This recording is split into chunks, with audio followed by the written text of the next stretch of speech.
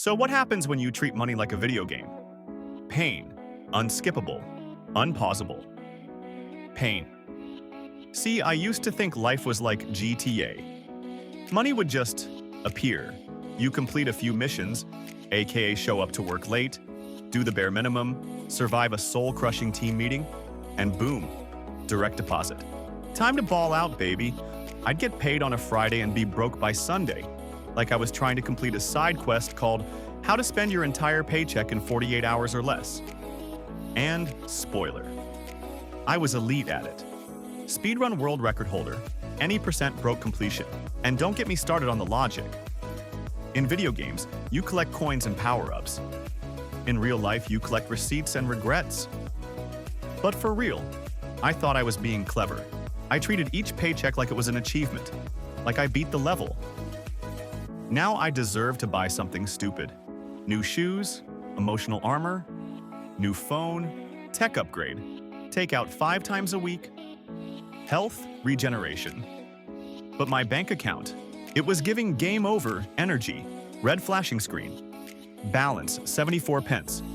Overdraft activated. You have died of financial dysentery. The problem? I thought money worked like XP.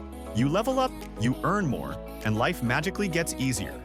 But what they don't tell you is that with every level, the enemies just get tougher.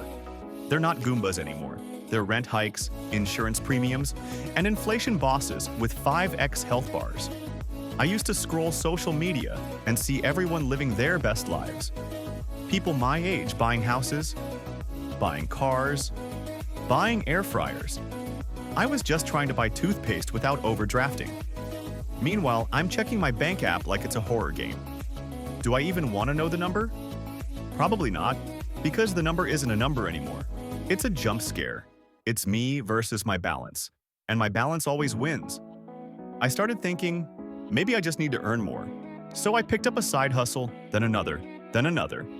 Soon I was working 3 jobs and still wondering why I couldn't keep up. Because the truth is, if you treat money like a video game and never learn the rules, you can grind forever and still stay broke. I'd get a raise and immediately upgrade my lifestyle, like I unlocked a new gear set. Suddenly I needed a better phone, better clothes, better everything. Lifestyle creep hit me like a boss battle cutscene. No skip button, all damage. Then came the debt. Credit cards. Oh, I maxed them out more than once.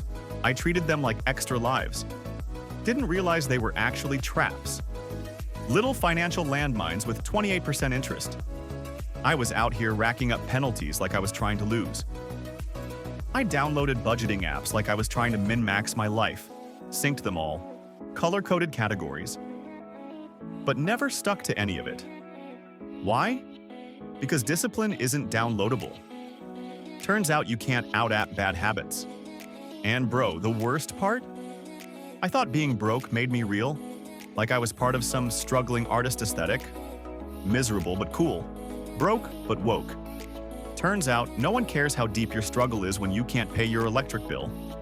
Let me tell you something I wish I knew earlier. Money is a game, but it's not a fun one. It's not Mario Kart, it's Dark Souls. Hard, confusing, unfair, and no one gives you a tutorial. You either learn how to survive or you get wrecked. But once I started playing it right, things changed. I stopped chasing dopamine purchases. Stopped pretending I had money when I didn't. Stopped flexing when I should have been saving.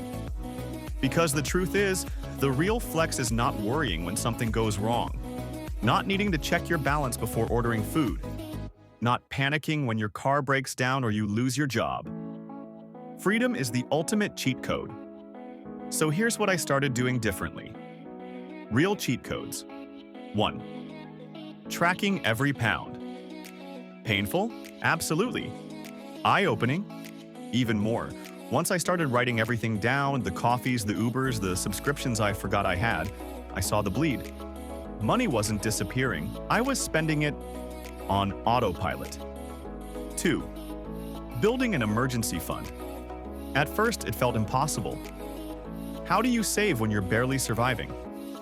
Answer, slowly. 5 pounds here, 10 pounds there, until one day you realize Oh, I have breathing room. I didn't build a castle, I built a cushion, and that's all I needed. 3. Killing off debt like it owed me money. Every extra pound went to slaying those balances, and with every payment, my confidence leveled up. Debt-free? That's God mode. 4. Investing. The unsexy way. Not chasing hype. Not YOLO'ing into whatever TikTok said was the next big thing.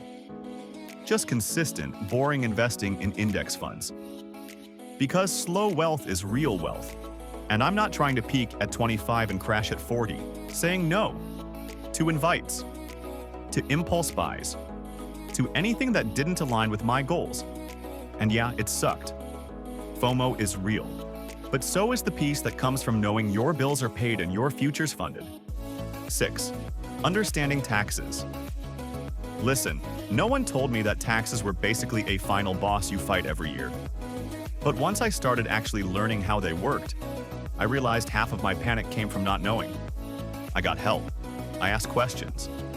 I stopped treating my paycheck like the whole story and started caring about what I keep, not just what I earn. 7. Automating everything. I set up my bank to do the heavy lifting. Bills, auto-paid, savings, auto-transferred, investments, auto-dripped. I made it so I had to screw up on purpose. When your systems are solid, you don't have to rely on motivation, just momentum. 8. Protecting my time. Money is one resource, time is another. I stopped giving away my time for cheap. Started valuing rest. Started saying no to energy vampires and fake obligations. You can't build wealth when you're drained and distracted. 9. Finding community. Money can be lonely, especially when you're trying to do it differently than everyone around you. But I found a few people, online, offline, who got it, who were also trying to play the game better. We shared wins, we shared failures. We kept each other going. 10. Forgiving myself. Look, I made mistakes, big ones. But shame doesn't pay bills. Guilt doesn't build wealth. I had to learn to move forward without dragging the past behind me like a broken controller. 11th. Setting real goals. Not vague ones like get rich or stop being broke, but tangible targets. Save £1,000 in 3 months. Pay off credit card number 1 by June. Turning the game into smaller quests made it feel winnable. And with each goal hit, I built momentum. 12. Learning the meta. In games, there's always a meta. The most effective tactics available. In money, it's things like compound interest, high-yield savings, low-cost index investing, and negotiation skills. Once I knew the money meta, I played smarter, not harder. Here's the truth nobody wants to say out loud. Most people aren't broke because they don't make enough. They're broke because they spend like it's a game. A game where you're trying to beat your friends in who can look the richest fastest. Meanwhile, your wallet's out here screaming for a health potion. I started seeing money differently. Not as something to burn, but something to build.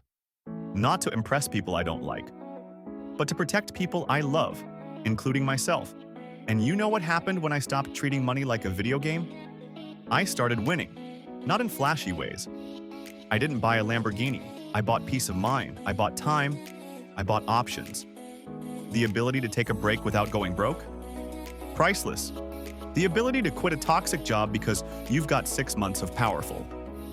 The ability to help your family without sabotaging yourself? That's wealth. Look, I'm not perfect. Sometimes I still fall into the trap. The swipe, the click, the I deserve this. But now, I catch it faster. I learn. I adapt. Because if money's a game, I want to be a player, not the tutorial dummy. And if you've been treating money like a game too, swipe, spend, hope, repeat, this is your wake-up call. You don't need to be perfect. You just need to get intentional. Because broke isn't just a bank balance, it's a mindset, a pattern, a loop. But you can break out. You can level up. You can restart, not with cheat codes, but with choice. Check your balance. Face the cringe. Make the next best move, then the next one, and the one after that. Because the difference between losing and winning, it's not a boss fight. It's not RNG. It's not luck. It's the quiet decision to keep playing smarter every single day. And that's how you beat the game.